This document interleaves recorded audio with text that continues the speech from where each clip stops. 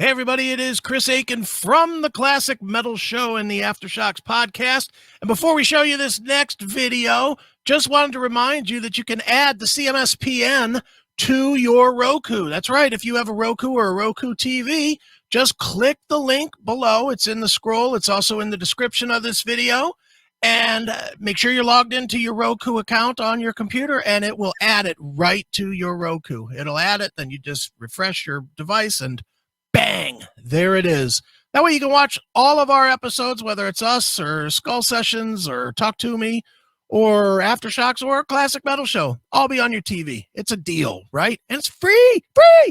All right, make sure you do that. And now, here's the video you actually came to see.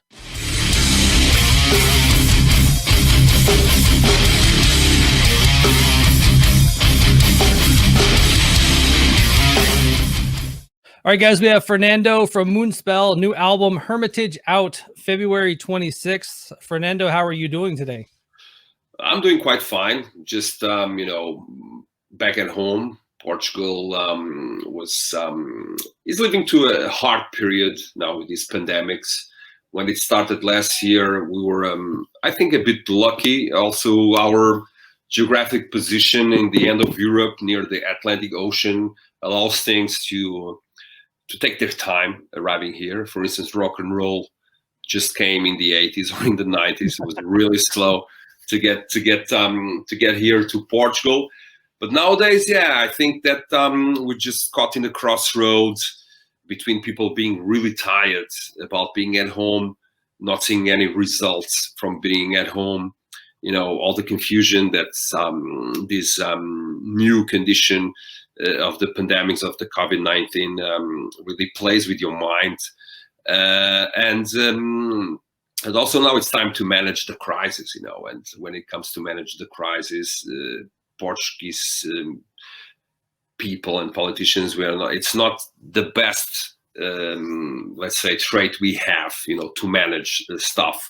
So, but we're just, trying to keep our head above the waters, really.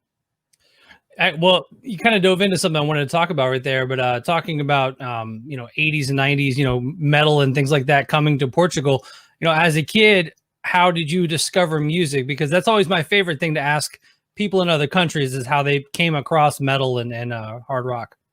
Well, I was born in 1974, so 46 years ago. And from the 1924 to 1974, Portugal was under a fascist dictatorship, like Spain, like Italy. So all the alternative and modern manifestations of culture, like the 60s, the flower power, the hippie, the rock and roll, the heavy metal, were really not happening in Portugal. Nobody could really, buy those records, enjoy those concerts, those experiences, because they were simply not existing in Portugal. In 1974, on the year I was born, fortunately things changed. There was a small coup that reestablished democracy. It wasn't like the bloody coup that people think about. It was something like more of a smooth transition. And then in the 80s, the scene literally exploded. I lived in a small suburb of Lisbon, and the suburbs right here are not the good parts. The suburbs are the bad parts here. Okay. It's more like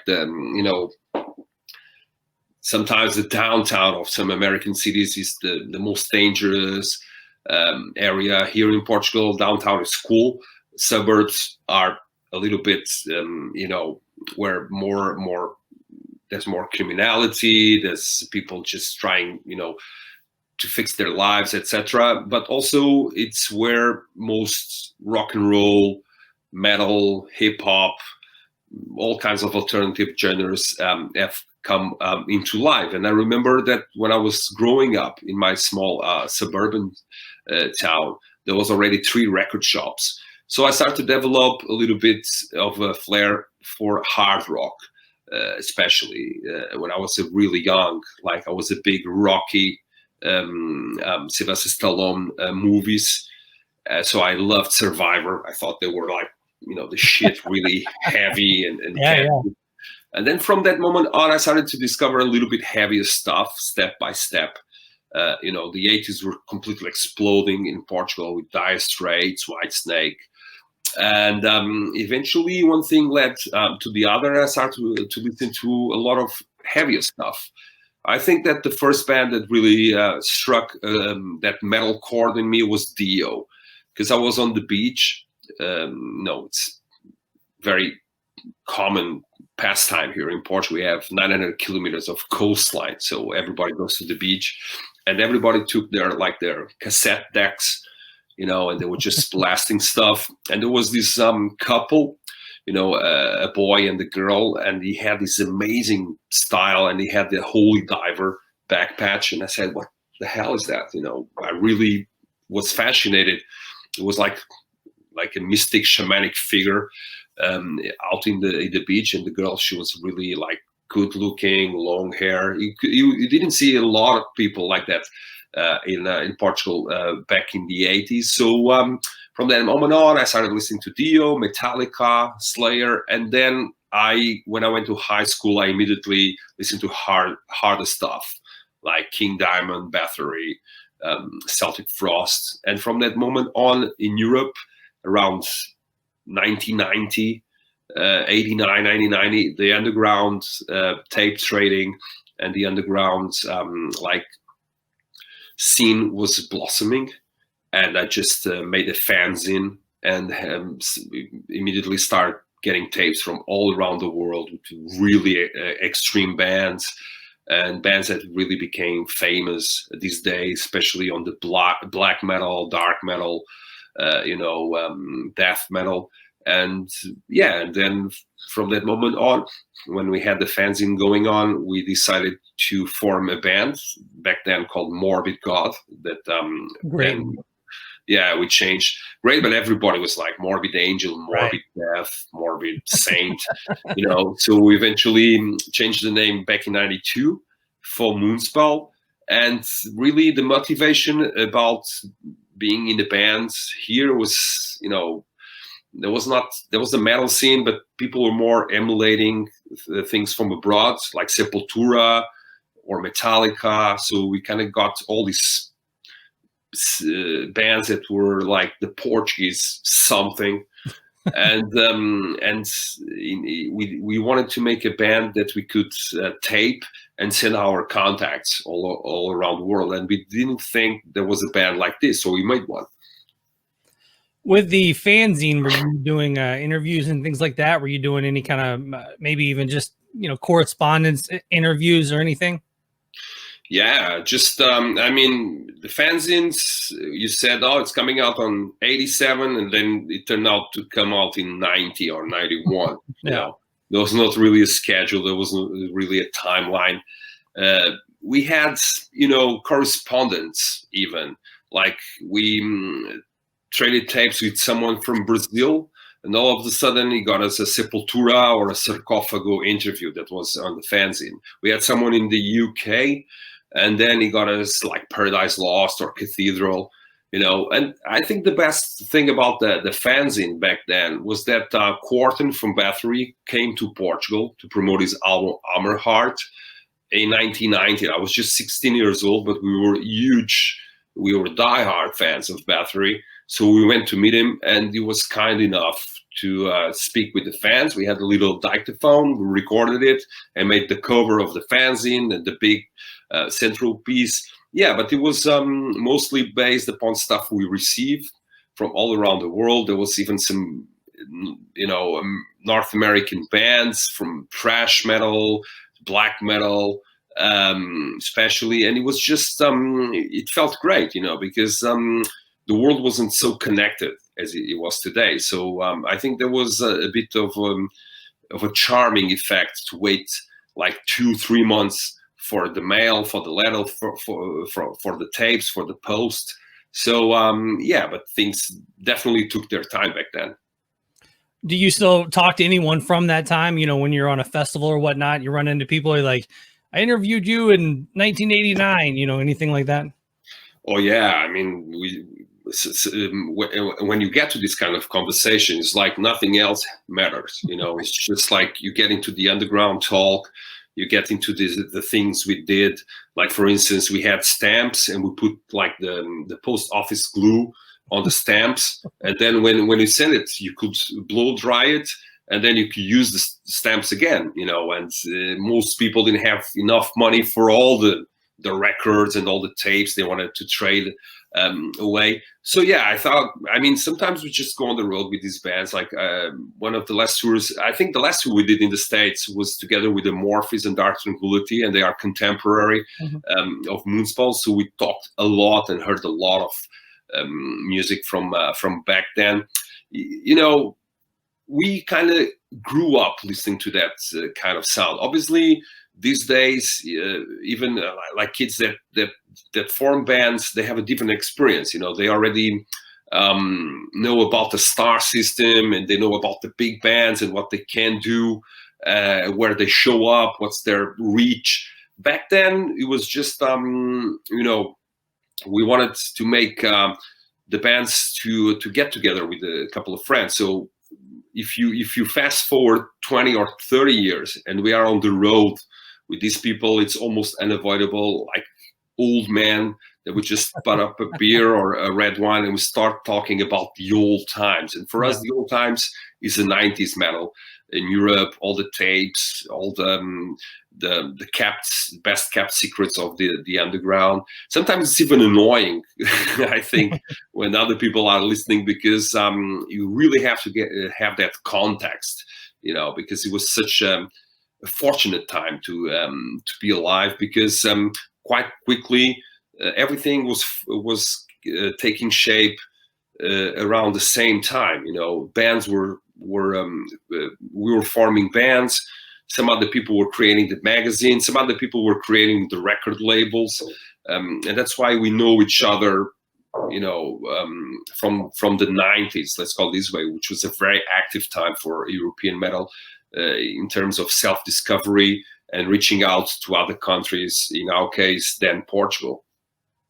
Yeah, I'm 41, so I got into metal around 91. Like I was listening to like 80s stuff, Kiss and things like that. But when I heard Metallica and Megadeth and Slayer, and like just totally went down that path, that you start going down start reading Metal Maniacs and start reading liner notes and seeing what bands think other bands, and you're like, all right, well, they think that band, so I'm going to check out that band next time I'm at the record store. And you just kind of go down that path. There's not, now if you say, hey, check out this band, I can boom Spotify it and have it. But back then it was you would hear about a band and then you would go on a quest to find that band. If you saw Fernando wearing a certain shirt in an advertisement or something, you're like, wow, I wonder what he's listening to. If he thinks it's good, then I should check it out. And that was one of the more fun things about metal back in in the 90s. Yeah, it's totally true. I remember Nick Holmes from Paradise Lost. He was always sporting this Confessor shirt, and I never heard of Confessor before. And it was a kind of this doom with this kind of more speed metal vocals. And we just found out, yeah, I know there's a big generation gap, and people nowadays, they even probably take things for granted because they can test drive anything. It's not like nowadays you have to discover or you have to go and research for these artists or the other one. Everything, it's you have the world at your hands, basically. But I kind of miss that romance. I think that's things, that you have to wait. It build up such an expectation that I think it's hard to recreate these days, and sometimes I think pressure is something that you have to deal with when you are a musician. But I remember back in the day that pressure was really just for more stuff, and nowadays the pressure is for making the stuff people want to hear. In a way, and I think that sometimes it's a bit different. I think we were more, let's say, tailor-made to be fans back then. We were not like costumers. We were not like test driving. We were not taking the music to the gym. It was virtually impossible. Obviously, there's good and bad things to be taken now from all the the spread of music. It's also a dream come true sometimes, and when the worlds get together, like there is this German company that makes this amazing that Shall Rise Productions. They made these amazing tape boxes. They are going to make one of Moonspell for the 30 years in 2022, and they made like Hellhammer, they made Celtic Frost, and I write a little liner notes. They invite me together with a bunch of other musicians from that were born listening to born as musicians listening to that stuff. And they just send me the tapes, and I said, well, this is the wet dream of any underground person, because we couldn't, to get like something professional printed, full color, to get like patches inside this amazing box. It's just like, well, I'm saying whenever you want to do stuff, I'm up for it, just for the sake of receiving it, So there's stuff that you can bring together. Yeah, but I think I agree. That was one of the most interesting aspects back then, was the discovery. We were almost like students, like going to a library to find out something secret, to find out something of a reference in a book or in a magazine, and then we spread it. We didn't like to spread to a lot of people, but to the right people. We were a bit of an elite back then, We didn't want people that, I remember having the Burzum tapes and the Dark Throne. I said, well, if you listen to Iron Maiden, that's not going to be your thing. And nowadays, people actually do listen to Iron Maiden and listen to Dark Throne. I think in that aspect, it's more democratic. Let's put it this way. It's more available to all the people. But I kind of miss out those times that you didn't know a lot about the bands, and everything was very based on the wonder and the amazement you got, and waiting for an album was just something like unbelievable. That week before the album came out, to line up in a record shop to buy it, especially in Portugal, where we didn't have 100 albums from that band, just the big bands. But if you wanted like a Tiamat or Samael album, you had to stand on the line for 2 hours to buy one of the 2 copies, And nowadays you go to Discogs, and underground metal from Europe, those editions from back then are so collectible. It's unbelievable. I have stuff that I said that costed me like $10, and now it's $600 or something like that. So it's insane. Yeah. Yeah, you definitely go down the list of old concert T-shirts and things like that that are worth hundreds of dollars now, and you're like, man, I had that one and I wore it and I ripped the sleeves off of it, and and at the end of the day I ended up using it as a to change my oil or something, just because it became a rag. But I did want to jump onto the new Moonspell album here, Hermitage. What does Hermitage mean to you? Because Hermitage, to me, growing up in Tennessee, was the estate of Andrew Jackson, who was on our, I believe, $20 bill, and he was a slave owner, but his land was called the Hermitage. So growing up, hearing of the Hermitage to me was his plantation and things like that. So what is it to you? I'm assuming not the same.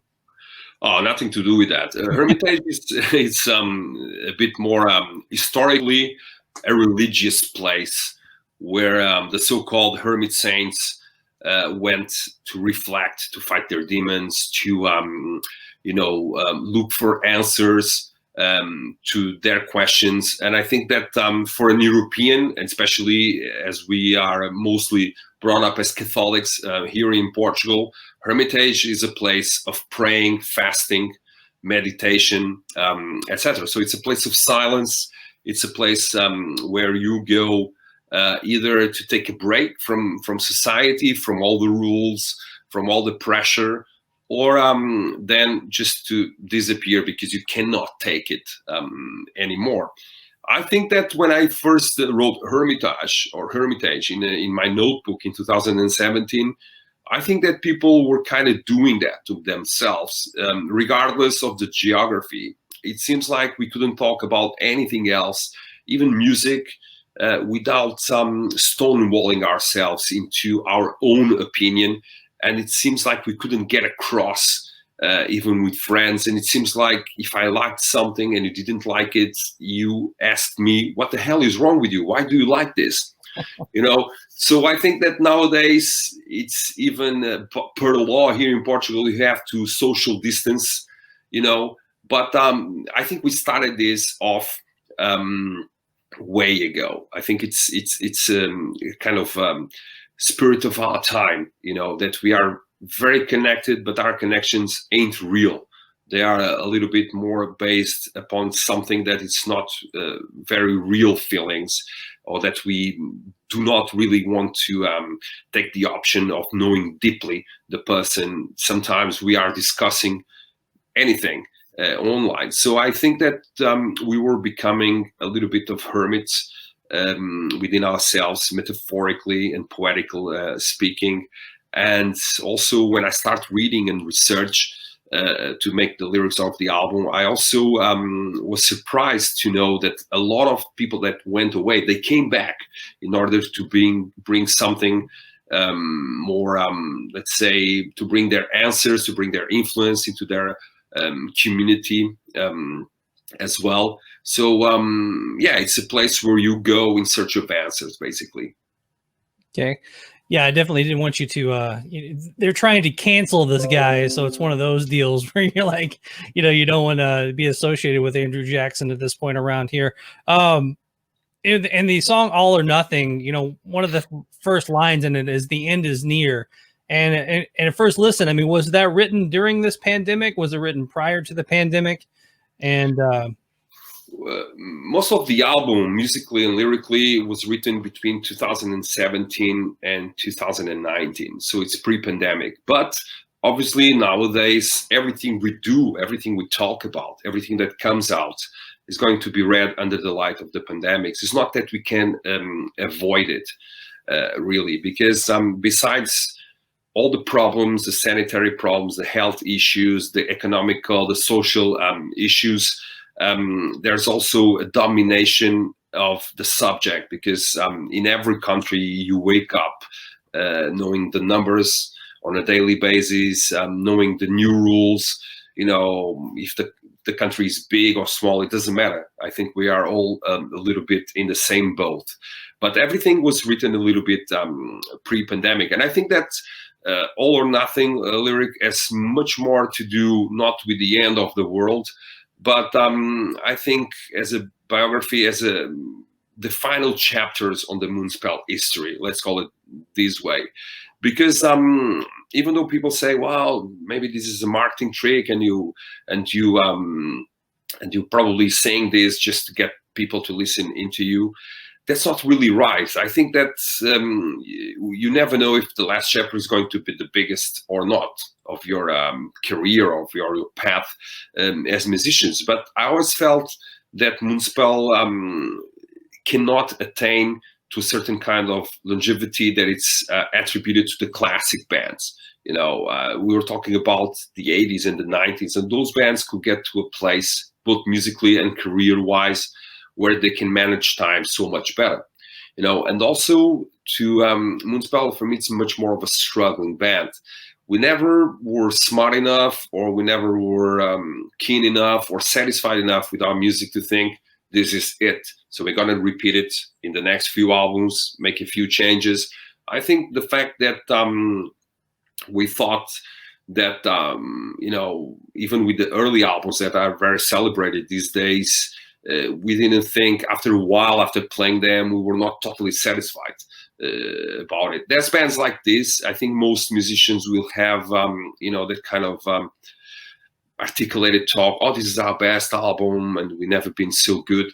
But I think it's also time for the musicians to be a little bit more honest about what's being in a band. And being in a band, it's being tired.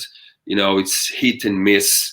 It's being daily grinded by the internet, by the negative, by the positive comments, and sometimes you don't know where to stand.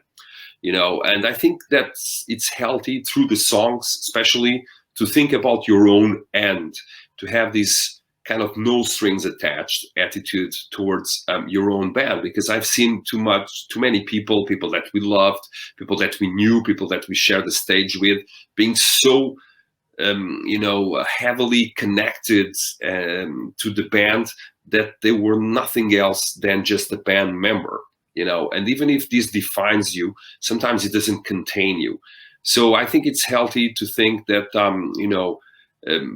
even Moonspell is temporary. It's not Judas Priest, it's not Black Sabbath, it's not Metallica, and we don't want it to be, because every band has its own history and time. So All or Nothing, it's about being in the band, really, and knowing that sometimes our job will be done, and we hope it was good, and being that also not crashing under the pressure, because fans want you to be there forever.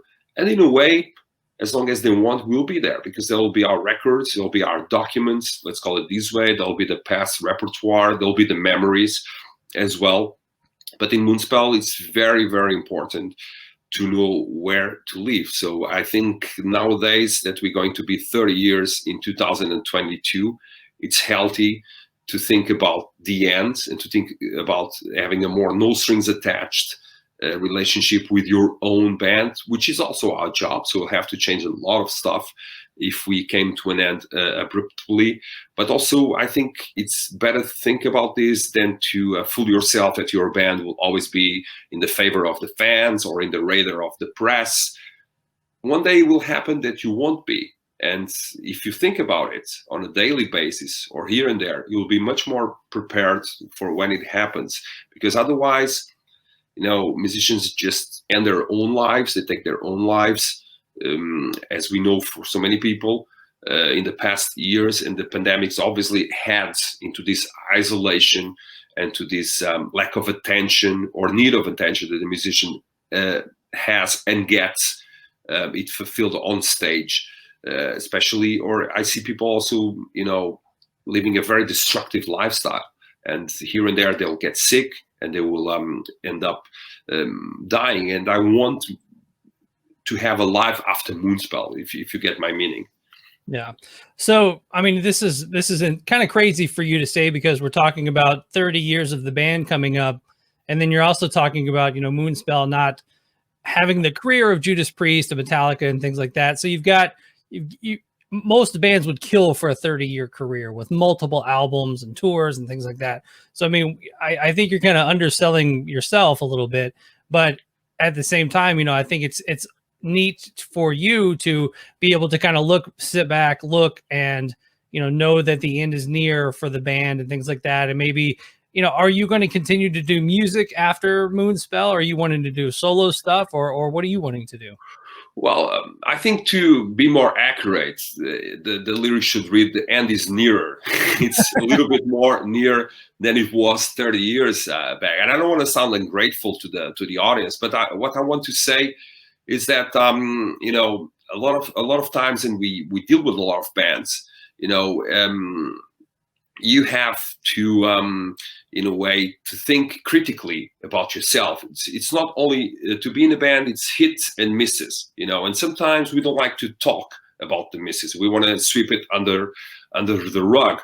And I think when you have a really pile of dirt over there, it really can come back to you. So I think this kind of attitude we have towards the band really has to do with the fact that we never wanted or never wished for a musical career. It just happened. I was studying philosophy and I wanted to be a teacher. And back in 94, 95, I started touring internationally and I couldn't deal with it. I said, what is this? I have to give up my studies. It was a long process of even for ourselves to believe that we were actually touring and that we were actually selling records and that we were actually selling tickets abroad. And that's a little bit different when I started touring in the US. I think younger bands, starting bands, had more of a plan. The music industry, the stories behind it, also the mythology of the American success for bands. It's way stronger in the bands. It's more imprinted in the bands, when they start than around here in Europe. We start, by having fun. I always seen Moonspell as the black horse running off tracks. I mean, we're from Portugal. We don't have any, rock and roll bands that are famous worldwide. We don't have a Kiss, so we don't know what's stardom. And I think that's more the way we deal with it. But obviously, to leave the privilege that we live, our way of coping with it, it's not to take anything for granted. And I know very well when we start off with a new album that there will be division, there will be bad criticism, there will be good criticism. And in my opinion, from all these years of experience, we fall a little bit in the middle. I think that people that really worship us, probably they could be critical as well. And people that really criticize us, they can like us as well. You never know. It's very volatile. To listen to music, it's not like picking up a car or picking up some food or ordering some pizza. It's something that it can change. You can even change your mind about the pizza while it's being delivered in your. So why not change your mind about music? So having said that, I think that nowadays I never put all my eggs in one basket, I have to say. Obviously, Moonspell is my main occupation, but I also have a small record label that we handle the re-releases of Moonspell together with Napalm Records and Century Media Records, which are very successful. And we did it because they were sold out of print. And everybody keeps telling me, hey, you can't sell records anymore. I say, yeah, but I have a line of orders here for people that they want to buy stuff on vinyl and on tape. They want a special edition, so we formed a label. And we also have a small activity that is growing now of releasing Portuguese metal bands. We released Occultist, Revending Evil, really good death metal in the vein of Master and Abomination and Massacre, old new school, as they call themselves. We released Inhuman here from Portugal, Iron Sword, lots of bands. And also I have a little career in literature. I translated stuff like, for instance, I Am Legend. I did the Portuguese translation, the book by Richard Matheson, around the time where Will Smith did the movie. And also I'm just finishing up my first novel that is coming out through Penguin Random House, Portugal. So yeah, I think in a way I'll be connected with something that is from the creative industries. But I really don't know. Music for me, I related more to Moonspell. I don't think, even though I did some guest vocals for some bands, I think the kind of way I sing and write, it's because of Moonspell. It always had this context, this meaning. I never tried anything else. Really, sometimes I met some here in Portugal. People like to make collaborations all the time, and even from all kinds of music. And sometimes here we have a popular folk song like country for the US, or tango for Argentina, or flamenco for Spain. We have fado, which is like a very sad, melancholic music with acoustic guitar. So I did a little project on that kind of music as well. But yeah, if the question is like if after Moonspell I'll go on another touring band and do everything the same, I don't think I'll have the energy really. All right, and as we kind of wrap this up, what's the current future for Moonspell? Are you guys waiting for hopefully tours by the end of the year, or what are we looking at? Well, we have a song in the 2015 album Extinct called "The Future Is Dark." It was written in 2015, and little did we know that if not dark, is very bleak, because nowadays musicians, we have Plan A, but now we have to go through the whole alphabet and up to Plan Z. And that's exactly what we're trying to do. In 2020, we also worked hard to manage our expectations, because a band that is so used to tour and to play like 200 shows a year in Europe and in the world, it can really get really heavy for you not to do anything. So one of the things that we tried to do here in Portugal in 2020 was to play some live shows with the crowd. And, with back and forth of the pandemics, we could play 4 shows with the crowd. And that was really important, not because of the 4 shows, because we play so much more in a week sometimes when we are on tour, but because we could still, in such a harsh context, play. We also did the streaming, which is a format we're going to repeat. We were waiting and seeing. We wanted to see other bands. We wanted to see how far would you go. I think the first streams were a bit complicated. Everybody was getting used to the technology and to the idea, but our streaming was quite all right, I have to say. So I think probably before the end of the summer, we're going to hire a venue here in Lisbon, Portugal, and do a streaming worldwide. We have a lot of festivals lined up, like Wacken, for instance, but we're not really sure if they're going to happen. So we are kind of trying to put stuff to 2022, especially on doing a kind of a tour for the 30 years and for a Hermitage as well. But right now we don't have any concrete plans other than releasing the album, promoting the hell out of it, create contents for the fans so they can see it on the YouTube, on Patreon, etc. I think the plan is not to fall off the radar of the fans. And obviously, I think without the live component, we have to work so much harder in communication and promotion. Like we have 4 video clips for Hermitage. Normally we have 1 or 2. So yeah, we are adapting and surviving, until the end that is near comes, But I think that to talk about plans, I think it's wiser to leave them to either the second semester of 2021 or in 2022, which is going to be also a very competitive year.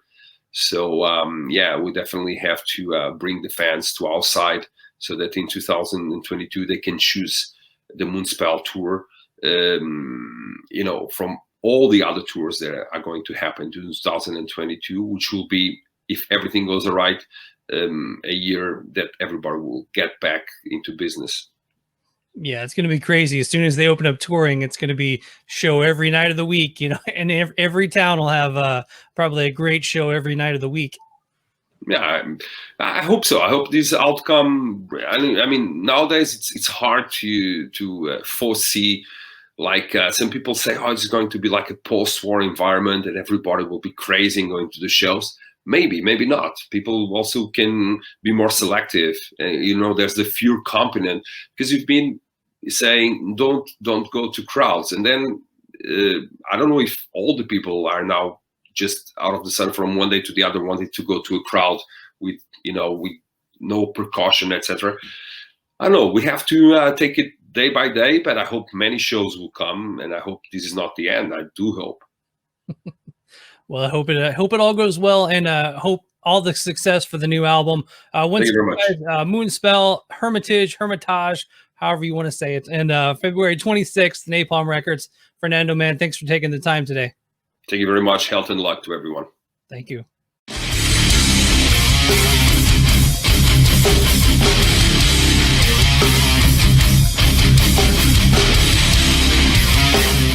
All right, everybody, another great interview right here on Aftershocks TV. And before we go, just want to remind you one more time, make sure you get over and subscribe to the CMS Podcast Network, cmspn.com.